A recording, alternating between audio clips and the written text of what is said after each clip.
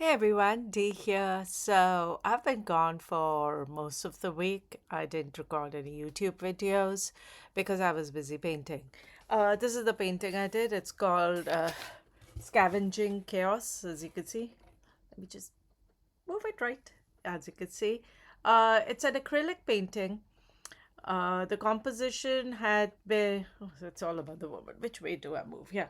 The composition had basically been buzzing in my mind for a very long time. And I had to put it down. I'd been thinking about the hyena for a very long time, how it not only scavenges but also thrives in the Serengeti. That even when things get really rough for the hyenas, they bring up their families, they have their lives, they do what needs to be done. And we too, in these chaotic times, have to do what needs to be done. We have to bring up our families, we have to be there for our friends, we have to be there for ourselves. So that thought process was going on in my mind, and I found this beautiful image of the woman, that lady. Yeah. People ask me, why don't your women smile? Because I smile too much. No, it's that old patriarchal thing like you need to smile, and we women are most of the times done smiling. We just want to be normal, not put up pretentious graces for people. So, anyway, so it's called Scavenging Chaos. Maybe I should have said Thriving Chaos, but scavenging. And I love hyenas. I've always loved hyenas. The first time I saw them in a zoo in India, the hyena was sleeping, and another one was just standing in a corner staring at me. And I fell in love with them. And I love the way they laugh, way they, would surround a lion or even a leopard. You know, I love hyenas. So, today we're going to be talking about. Oh yes, and my painting's available on my Etsy store.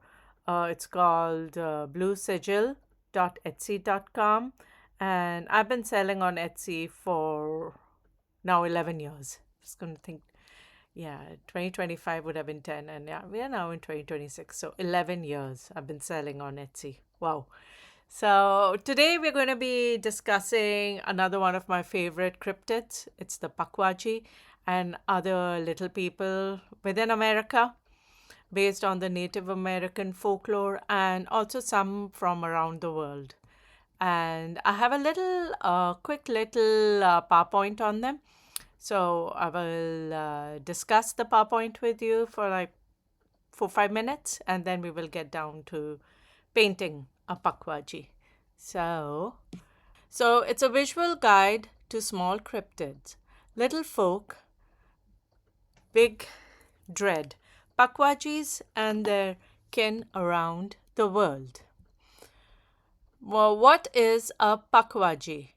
Name from Algonquin, a person of wilderness or little wild man of the wood who vanishes. Size 2 to 3 feet, human like, but with large ears, bulbous nose, and porcupine quills on the back. Origin Wampanoag folklore of New England and Great Lakes, one of North America's oldest creature legends. Nature, once friendly to humans, now capricious, dangerous, and deeply territorial. They appear and disappear at will. They control the soul of those they have slain. They call to you from the darkness, and some will follow, do not return. And some who follow do not return. Okay. Then, origin and mythology. The Wampanoag tribe, the birth of enmity. Long ago, Pukwudgies were friendly to humankind, mischievous helpers who lived alongside the people. But they grew jealous of the giant Mausop. I'm sorry for the pronunciation. A benevolent creator god beloved by the Wampanoag.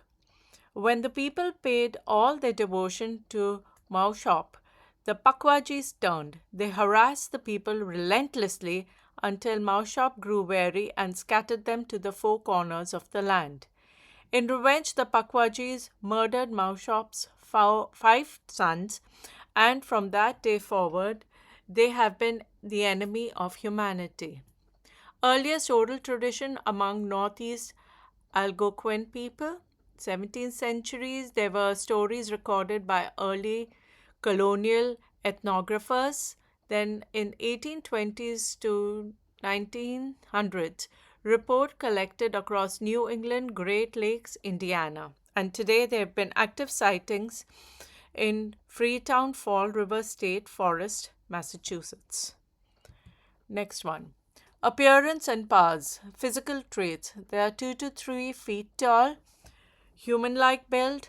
They have oversized ears, bulbous nose, smooth, grayish, deeply wrinkled skin, porcupine quills along the spine, half troll, half human features, eyes said to glow in total darkness.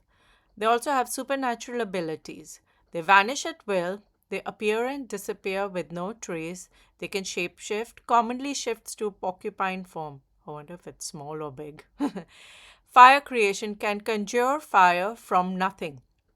They have poison arrows, enchanted projectiles that kill or curse, soul control, command spirits of those it has killed, light lure, creates light to lead travelers off cliffs. Next one. Oh, this is the famous one. The Bridgewater Triangle. This is in southeastern Massachusetts, a 200 square mile paranormal hotspot. So, the Hokomock Swamp. It's a 17,000 acre of ancient wetland sacred to the Wampanoag, said to be where Pukwudgies first stirred. Freetown Fall River. Multiple unexplained deaths linked to Puckwudgies near Ausenet Ledge Cliff. Paranormal density, UFO sightings, Bigfoot reports, poltergeists, thunderbirds, all within the triangle. Still active today, hikers report strange lights and sensation of being followed in these woods. So, tribal variations. So, there are many little people all over America, not one creature, but many. The Pukwudgie character shifts dramatically between tribes. The Wampanoag, the Massachusetts, and Rhode Island little people are considered to be highly dangerous.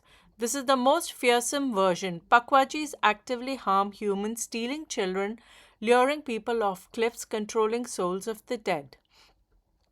Then you have the ones reported by the Ojibwe. That's in the Great Lake region, and they are mostly benign, playful, and good natured. They pull pranks, hide tools, lead travelers astray, but rarely cause lasting harm. More like the fairy folk of Europe. The Abenaki tribe. This is in the northern New England, conditional. Dangerous only to those who disrespect them. Treat them with courtesy and they'll let you pass. Mock them and you invite their wrath. Then in the Lenape tribe, which was in the Indiana and Middle Atlantic region, the little people are supposed to be ambiguous. They are enigmatic spirits tied to the land, strongly connected to the stewardship of sacred forest places. Modern Indiana sightings trace to Lenape territory. Then you have the Tommy Knockers. Oh, reminds me of Stephen King's book also. Cornish tin miners knew them well, tiny figures no taller than 2 feet, dressed in miniature mining gear with oversized heads and long white whiskers. The Tommyknockers live deep in the mine shafts, its relationship with humans as double edged as any pickaxe. Knocking sounds in the tunnel walls could mean treasure, a rich vein of tin just beyond reach, or a dire warning, collapse imminent. Miners who left pasty crusts for the knockers were rewarded with warning and rich fines. Those who mocked them were doomed. When Cornish miners immigrated to Pennsylvania, Colorado, and Nevada in 1820s, they brought their little underground companions with them. Tommyknocker lore spread throughout the American mining West. Height, 2 feet tall, nature trickster or guardians, origin Cornwall and Devon, warning knocking in walls, habitat mine shafts, offerings last peste bite.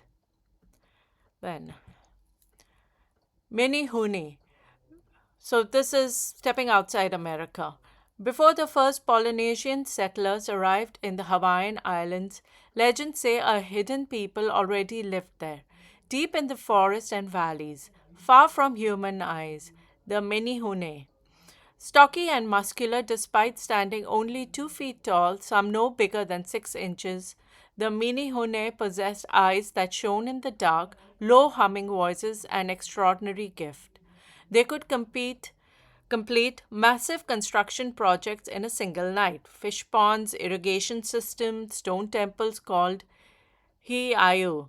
Their work remains visible in Hawaii today, stonework so precise that later settlers could not explain how it was done. One rule: they must not be seen. If a human spotted them working, they would abandon the project and vanish before dawn. So, defining traits: size 6 inches to 2 feet tall, build, muscular, stocky people, eyes glow in the dark, voice low humming, gift overnight build, rule must not be seen, loves bananas and fish, home hidden forest. Then you have the Aes Sedai. This is the Irish myth, of course. In the oldest layers of the Irish myth, the Aes Sedai, the people of the mounds, are not small, cheerful garden spirits. They are the Tuatha De Danann, a race of divine beings defeated by mortal humans and driven underground into the fairy mounds beneath the hills of Ireland. Over centuries, the grand gods shrank in the popular imagination. The Tuatha became the Dionysidae, who became the Aosai, who became the fairies of later folklore, capricious, beautiful, dangerous. Like the Pukwudgie, they lure the unwary with lights.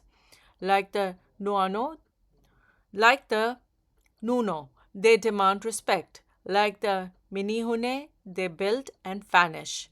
Like the Tommyknocker, they warn the wise and punish the careless. The Tawini Sadai, the fairy people, core of the Irish fairy mythology, leprechaun, solitary fairy cobblers, guardians of hidden gold, the Huan, I'm sorry for the pronunciation, people, nocturnal vine loving cousins of the leprechaun, willow wisp, wandering lights luring travelers into bogs, echoes Pukwudgie lore, changeling, a fairy child swapped for a human infant. The common thread: why do cultures on every continent share a legend of small, hidden, dangerous folks? Because they mark sacred places, mounds, swamps, mines, forests. The little folks inhabit liminal zones. Their presence signals this land demands respect. They punish disrespect. Whether Filipino anthill or Cornish mine shaft, the rule is the same: acknowledge the hidden world or suffer the consequences. Neither good nor evil. The most enduring versions are morally ambiguous. They help and harm, guide and destroy, mirroring the wildness of nature itself. They lure with light, from Pukwudgie spirit lights to the Celtic willow wisp. The flickering lights in the dark woods appear in every culture, curiosity as danger. They live at the margins, dusk, midnight, the forest edge, the cave mouth. These creatures inhabit the thresholds of the human world, teaching where not to wander alone. And they are still here. Modern sightings continue. Hikers report them, miners report them, children see them. Whenever they represent, they endure. So, that's the end of presentation. It was a quick one. I hope you guys were still with me. So we're going to draw a Pukwudgie, the one which has been seen in Massachusetts, and I'm going to try and stay as true as I can to the appearances that have been described by the folklore, by the Native American folklore, and we're going to use our gouache paints. These guys, and maybe Mai. We'll see as we get along with it. So thank you for watching, guys, and let's get to it.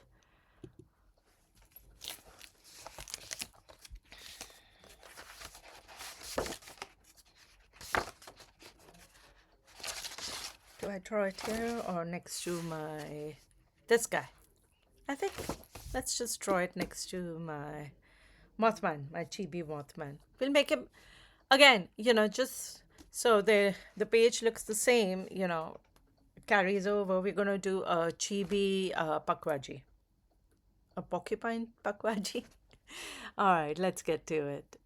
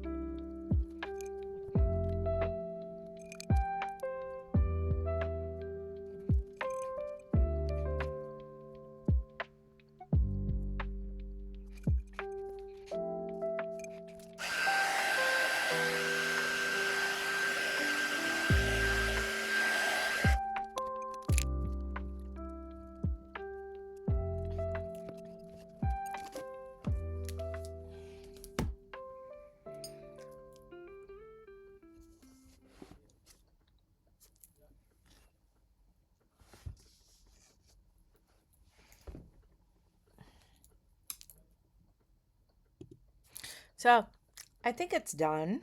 That's my Pukwudgie. Yeah, sorry. Yeah, he's nice. He's trying to look very ferocious. I didn't want to make him, you know, too ferocious. I didn't want to make him look, grotesque or malevolent. Just an angry dude, a forest elemental or a forest person who's had enough of us. And rightfully so. You know what I'm talking about. We humans aren't very easy people to be around. And he's wondering, should I shoot this human with my arrow or should I just hold on to my arrow? That's the feeling I get from him. And I think he goes very well with my Mothman, you know. They look cute together. So I'm getting close to doing my video on Mesopotamia. I'm getting pretty close to it. I think March is ending. April is when I'm going to do that. But till then, it's Pukwudgie, you know. I don't know if there are any similarities between the American little people and those of the rest of the world. Apparently, there's someone in India as well. I was informed about today. It's not really a person per se, a little person. It's more of an entity, a 2 feet tall entity or something. It's different. It's another Indian folklore that I will get into when I study more about it. But for now, this is my Pakwaji. This is one of my little people of America who I definitely do not want to tangle with. So until Monday, guys, let's see what I'm going to do on Monday. I'm going to do another cryptid. I haven't said. I might do the Sasquatch again. Apparently, there have been a lot of sightings in Ohio recently. I've been keeping abreast with it. I've been keeping in touch, keeping informed, staying informed about it. But some things you would like to see with your own eyes. I don't know whether I want to see a Sasquatch with my own eyes or any of these guys, but I certainly am interested in them. So until Monday, thank you for watching, everyone. I really appreciate it, and I hope you have a safe, happy, enjoyable weekend. Bye. Thank you for watching.